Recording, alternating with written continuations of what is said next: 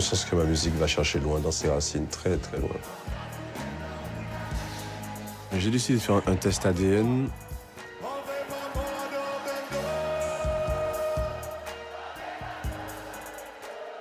Mon ADN venait à 70% du Nigeria.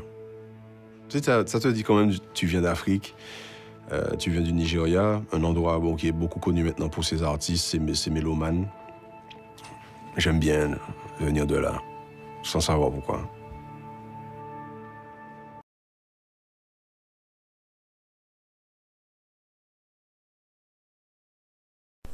Bonjour et bonsoir à tous.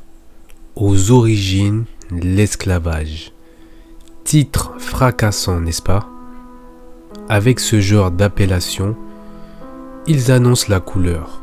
Votre histoire commence et se finira par l'esclavage. Car votre titre dans ce paradigme est que vous êtes des esclaves. Rien d'autre. Vous n'avez pas d'histoire frères et sœurs des dom-toms.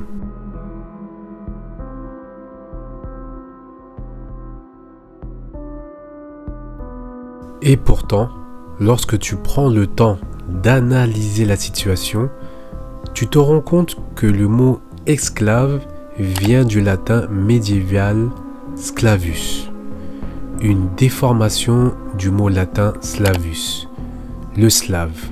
Mais qui sont les Slaves en réalité ?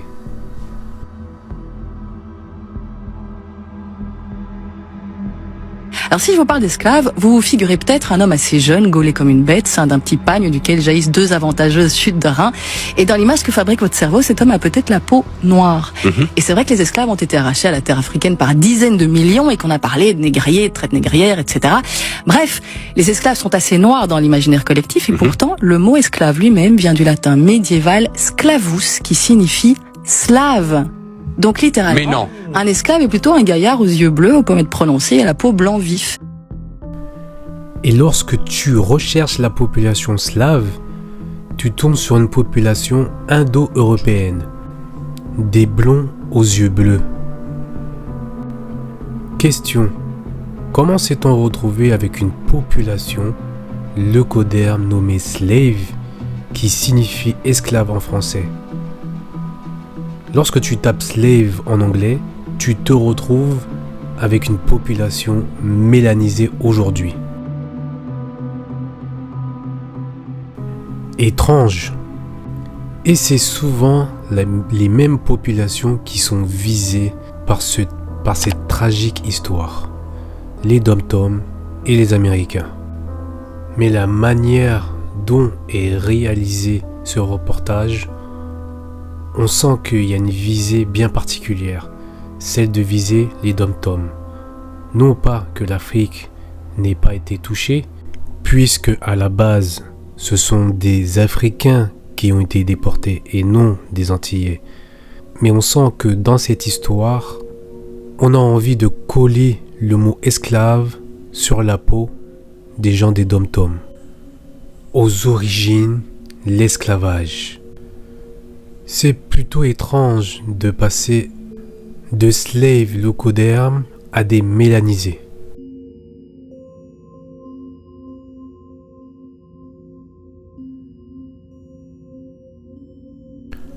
Pour la plupart d'entre nous, nous avons appris l'existence de l'esclavage transatlantique à l'école. Oui, c'est l'éducation nationale qui vous transmet votre histoire. Ce n'est plus une transmission familiale qui se faisait de génération en génération, ou des mélanisés comme nous, vendus, qui nous transmettent ce mensonge afin de nous laver le cerveau. Ça passe mieux quand c'est l'un d'entre nous, ou pas. Vous l'avez compris, vous êtes éduqués par la nation. Ce sont les menteurs qui expliquent la vérité. Et tout le monde a enregistré et intégré. Extraordinaire. Le bourreau qui explique à la victime son histoire. Et ils sont malins. car ils ont demandé à des représentants iconiques de participer à cette mascarade afin de nous rendre cela plus crédible. Kalash, Joe Star, Guillaume O'Haraud, pour ne citer qu'eux. Mais disons merci aussi à Hollywood.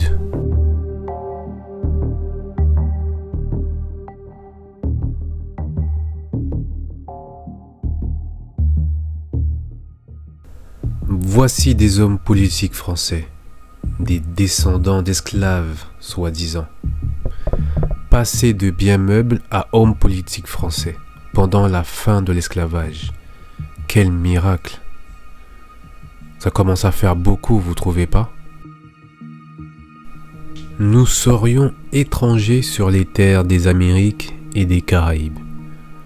Vous, enfants du soleil, regardons cette image.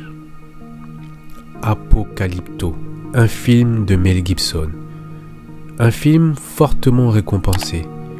Un film historique retraçant la vie des Mayas, aborigènes des Caraïbes et des Amériques.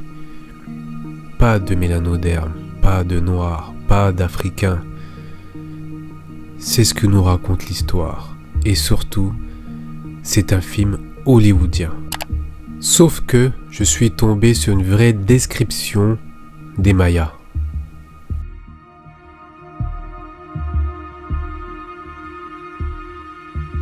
Rien à voir avec ça, ça et ça. Et ils veulent nous faire croire que ce sont des Lox. Pathétiques. Ai-je besoin de parler? En voyant ces images, vous allez vous reconnaître. Maintenant, dites-moi qu'il n'y avait pas de noirs en Amérique et que ces gens sont arrivés par cale de bateau. Ou plutôt, ils ont toujours été là, en Amérique et aux Caraïbes. Par contre, oubliez cet homme, il n'est pas avec nous.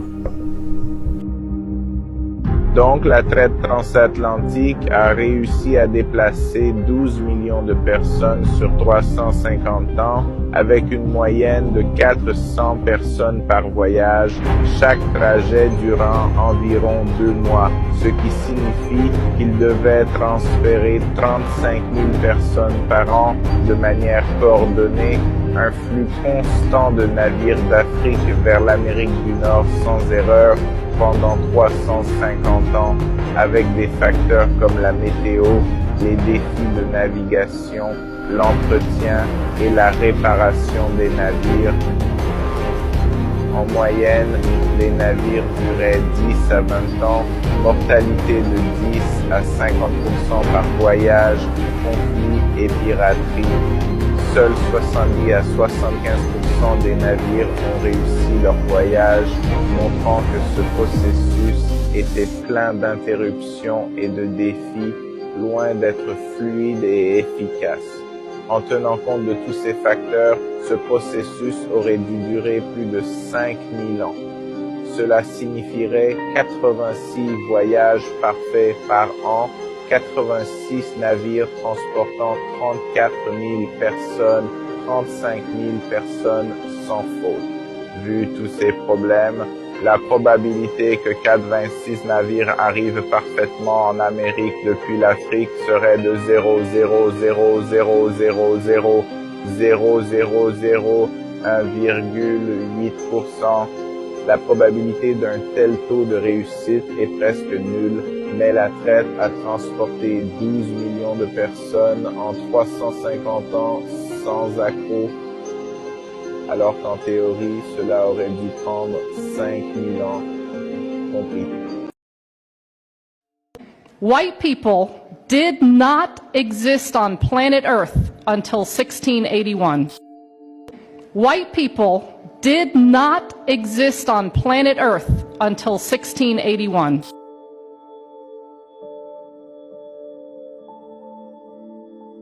Au final, cette émission passée sur France 2, aux origines de l'esclavage, n'a que pour seul objectif le non-réveil des Caraïbes françaises.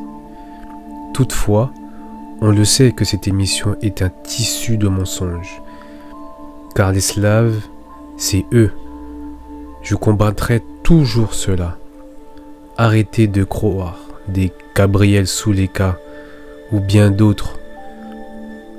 Je tiens à envoyer aussi cette vidéo à Karukera qui continue à envoyer des faux messages à nos frères des Caraïbes en entretenant cette histoire fausse de la traite négrière. Vous pensez vraiment que ces gens ont fait une émission sur France 2 contre l'esclavage parce qu'ils avaient un tant soit peu de compassion pour nous?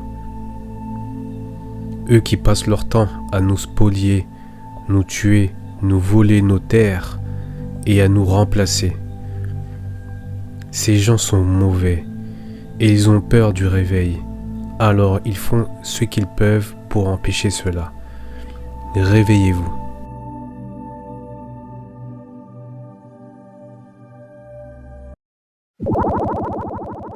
I'll be back.